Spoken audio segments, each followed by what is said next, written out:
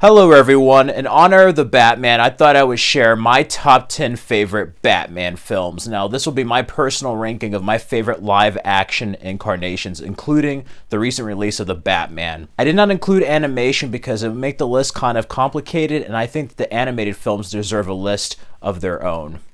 So again, this will contain mild spoilers. I'll try to be as spoiler-free as possible, straight to the point. Before I continue with my ranking, feel free to share your favorite Batman film down in the comments below. You can also check out my other channel where I go over my Batman memories and share my experience being a Batman fan. Starting off, I'm not going to include George Clooney's Batman and Robin. No, that is the worst one, and I'm not going to include that in the top 10. So, starting off the list at number 10 is Batman the movie from 1966.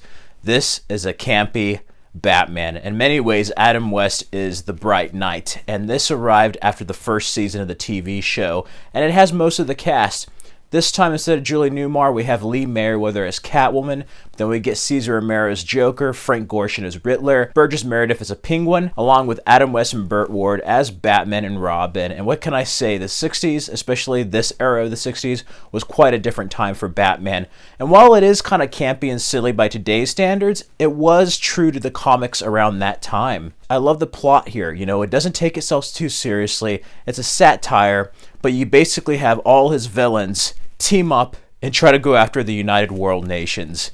And there's some great stuff here, whether it be the shark repellent scene, the innuendos between him and Miss Kitka, aka Catwoman, or the dehydration machine, along with the many gadgets of the Batmobile, Batcopter, and Batcycle. And there's some days where you just cannot get rid of a bomb. This is basically your run-of-the-mill episode from the TV show, but it's expanded into an hour and a half. And if you're a fan of the TV show, you're going to be a fan of this. And the reason why I have it ranked above Batman and Robin, even though Batman and Robin is pretty much a modernization of this, is that Adam West takes the role seriously. The reason why it's so funny is that these actors play it straight, but then they also just let loose and have fun as the villains and heroes. And Adam West never felt like he was the same person as Bruce Wayne and Batman. He always treated them as two separate people, even though there's times where both of their identities kind of began to blur, depending on what circumstances or situations they found themselves in. It is a fun film and a must-see for any Batman fan. Above that is Batman Returns. Now, Batman Returns is a very dark film, and in many ways, it's more of a Tim Burton film than Batman '89. The Penguin is grotesque, but it's a tragic figure Danny DeVito plays as Oswald Cobblepot, his parents disowning him. You have Max Schreck played by Christopher Walken, which ties into Selena Kyle's Catwoman, played by Michelle Pfeiffer. She is one of the best Catwomen out there in film. I love the chemistry between her and Michael Keaton. Michael Keaton is even better in this film than he was in '89, I think. There's certain mannerisms that make him the Dark Knight, and he does kill and go after people. Goes after the Red Circus Gang. There's a lot in this to unpack, and in many ways that's the film's greatest weakness, despite the tone, is that they just had too many villains to face off against. It was more convoluted than the first, but this is a purely dark Batman film, and probably the darkest until the recent Robert Pattinson film. I grew up watching this as a kid. Who could forget Face to Face by Sisu and the Banshees? Mistletoe can be deadly if you eat it, but a kiss can be even deadlier if you mean it, you know? I love that. I love the gothic look of this. You could tell that Tim Burton had a vision and an artistic direction that not only was suitable for Batman, but helped define the character in both comics and the animated series. The rest of the films on this list, while they are lower, I do not hate them. I enjoy all these films, but there's just some that I enjoy more. And it's just a shame that we never got to see Michael Keaton come back in later films, but we'll see what will happen in The Flash. After that, at number 8 is Batman Forever. This film, by today's standards, could be kind of a guilty pleasure, but I actually enjoy this more than I did Batman Returns. And it feels more like a Batman film. They do kind of go in the campy direction, but people lump Batman and Robin and Batman Forever together. This still has a bit of an edge with Tim Burton as producer, and Val Kilmer is a criminally underrated Batman. I love his portrayal of Bruce Wayne and Batman in this. Tommy Lee Jones really hams it up as Two-Face. In many ways, he's playing more the Joker than he is Two-Face.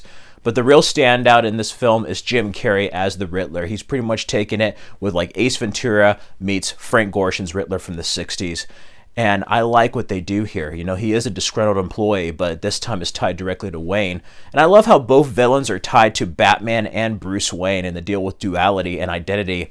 And this film has a lot of psychological elements to it that I really want to see in further explore deleted scenes, if they ever have like the original like Red Book edition or like a Schumacher cut of this, I would love to see it. Chris O'Donnell as Robin is great. The soundtrack, only one soundtrack is forever. Batman Forever. This is the first Batman film I saw in theaters, and while it wasn't as strong of a film as the previous, it felt like it had more of the fun that the 1989 film had. And it's also the first Batman film to feature Arkham Asylum, and you actually get to see Bruce Wayne at Wayne Enterprises as CEO. There was a lot that was done the first, like, of the new films that had Robin, and the last, really. Despite its shortcomings and flaws, I love this, and who could forget Nicole Kidman as Dr. Chase Meridian. The best signal's not a beeper, Miss Meridian. I love the relationship they have. This is just a feel-good popcorn film, and Batman Forever gets a lot of hate, but it was the most successful Batman movie at the time.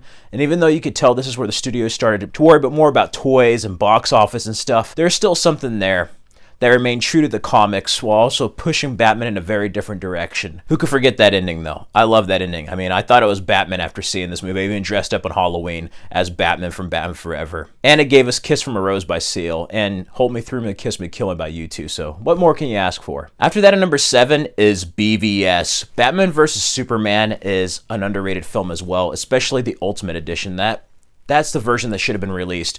Whether you love this film or hate this film, we both can agree that Ben Affleck was not the worst part of this movie. He made the film as Batman. And I know people had a problem with this Batman, but as much as you claim to read comics, you must not know that this is a Frank Miller Batman, the Dark Knight. And he's also at a very different period. He lost Robin, and he's meeting Superman. I love how this is a tale of Superman in the 21st century. This is how society would act if we found an alien with godlike powers.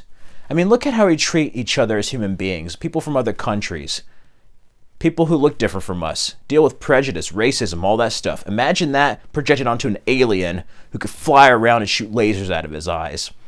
I love the ideologies, but I also love how Batman goes through an arc in both the Snyder films of like losing hope and then finding hope and finding himself again. That suit is straight from the comics. His Bruce Wayne is literally like the comic book Bruce Wayne, or the Bruce Wayne from Batman the Animated Series come to life. I like his dynamic with Alfred, played by Jeremy Irons. The fight is fantastic, straight out of The Dark Knight Returns. He is Batman at his best. He had 20 plus years of experience. We get to see an old, kind of tethered, weathered Batman, which is something very different. We never saw like an older Batman who's just had enough of everything, you know? Ben Affleck's acting here is superb, and who could forget the Martha warehouse scene? Oh my god. I love the arc he goes through because he realizes in that Martha moment that he's about to become Joe Chill, killing Superman. He's not going to be any better than the people who gunned down his parents in Crime Alley. Him and Wonder Woman find hope through Superman's actions and ultimately death that goes into Justice League. And while I like BVS as far as Batman stuff more than Justice League, I kind of like his stuff in Justice League more, which gets me to my number 6 with Zack Snyder's Justice League.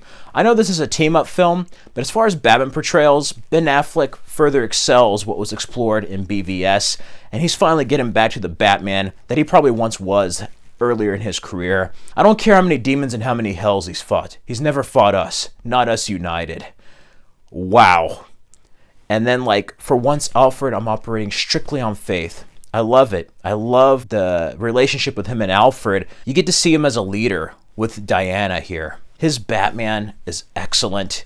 Seeing him work with a team is very different, much like the later on comics, starting off solo and then building a team. But he has the natural skills, and you wonder, like, why is Batman with the Justice League? It's his mind. It's how he approaches things in a tactical way. It's everything that makes him the Batman. J.K. Simmons as Commissioner Gordon. We get to see nods to Frank Miller's The Dark Knight Returns with the Bat Tank. This is a wonderful arc of a man who's kind of broken and hopeless to becoming like the most optimistic leader with Superman and Wonder Woman in the Justice League. And I absolutely love the arc that Ben Affleck goes through, and thank God for the Snyder Cut, because in the other one, something was definitely bleeding. He got unfairly hated, I feel, with the two movies. In many ways, I think they rebooted it too soon. It was like Andrew Garfield and Spider-Man.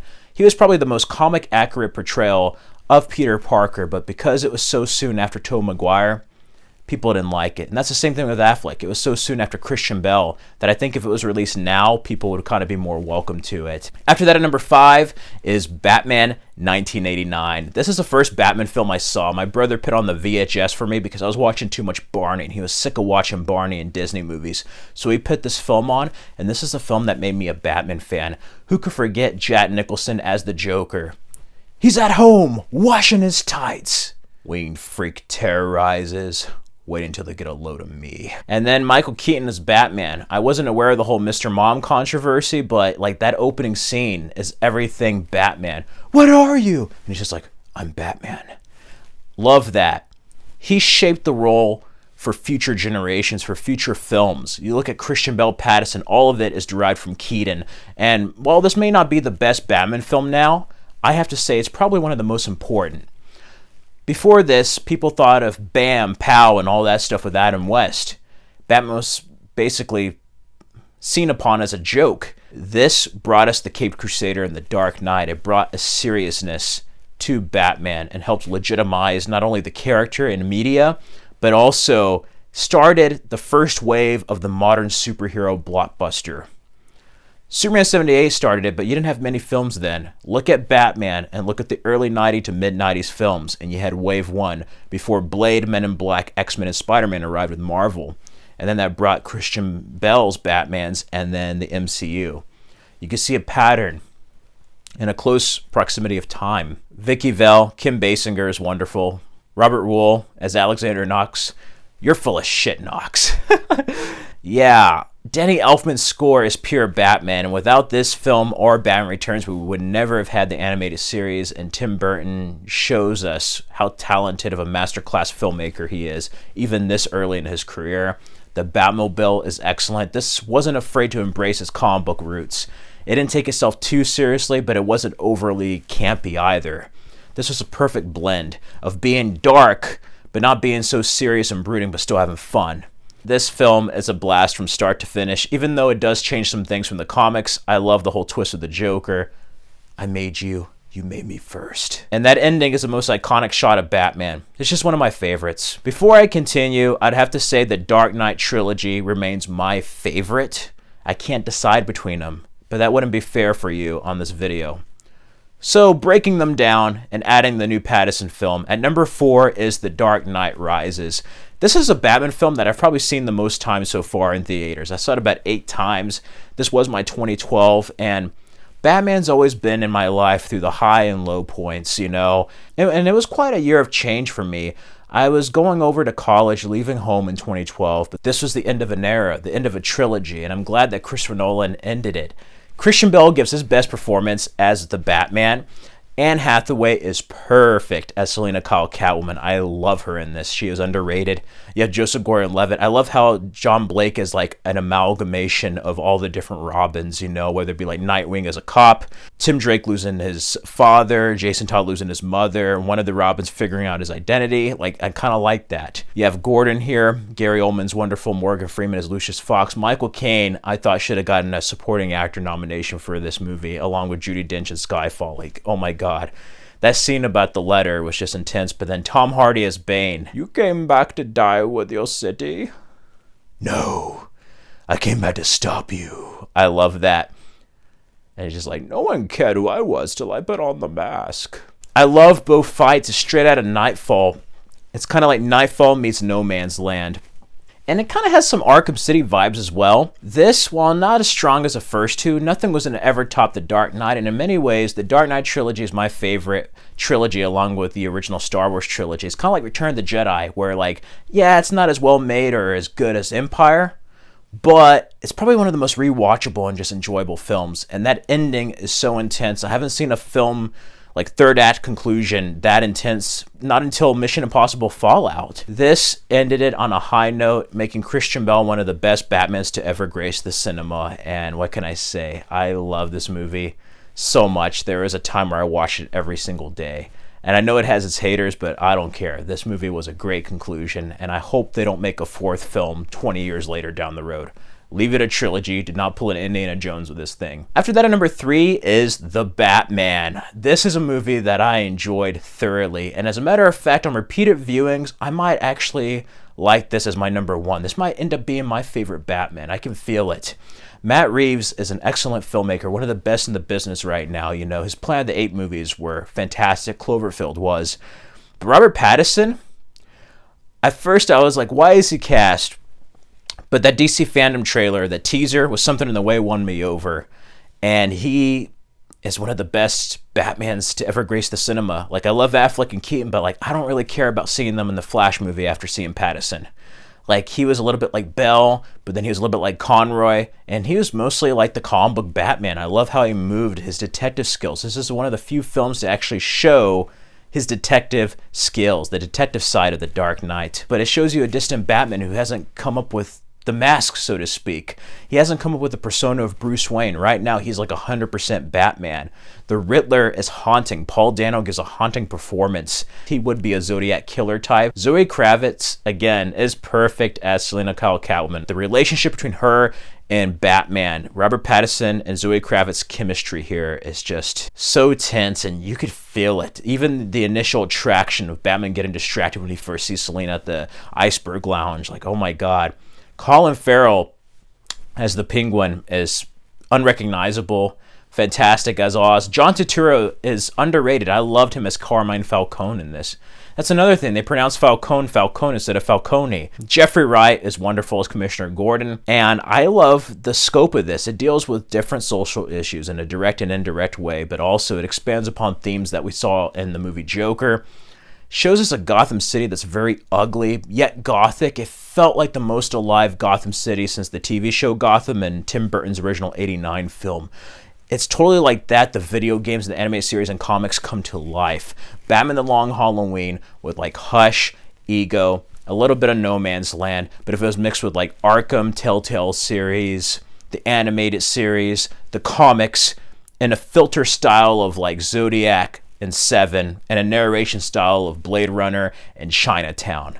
It's a film noir, and I love this. A hard-boiled film. The Batmobile is a lot more intimidating than it looks. On repeated viewings, it might go by faster, but like the first hour, I was like, this is a little long, but I enjoyed it. It has a slow burn, but a worthy payoff. And the first 20 minutes, though, like his introduction, the Batman's introduction is so well done. Probably my favorite Batman introduction since 1989. I love it. Like, the first 20 minutes of this is perfect. And with that, and then the use of Nirvana, Something in the Way from the trailer, I'm like, this is already the best movie. It's not even an hour in. I'm like, this is already going to be one of the best Batman movies ever made. Like, I'm enjoying this. And I don't know about casual moviegoers. I think you enjoy it if you have a high attention span. You don't want jokes and stupid stuff. If you actually want a story, like a book, I think you're going to enjoy this film. But for Batman fans, and as a Batman film, this may be one of the best, and it's definitely one of my favorites. Like, I love this film. This is like a Batman fan's dream come true, and I can't wait to see how they explore this world in future installments. It's a great time to be a Batman fan. After that, at number 2, Batman Begins. This is an origin tale done right. Probably the best origin films, along with Iron Man from 2008. Christian Bale and Christopher Nolan brought back Batman after a long 8 years after Batman and Robin. And I have to say, you know, the Batman had like the Joker tease, but I felt more excited about this one with the card at the end. But I love how we get to see why a man would dress up as a bat. This film was the first Batman film to finally get it right and actually not focus on the villains. This is purely a Batman film, much like Robert Pattinson's film. Like, it's a Batman film about Bruce Wayne and Batman, and I love the modern retelling of the origin. And yeah, it did start a precedent of reboots, but like, this is a necessary reboot and one of the best Batman films.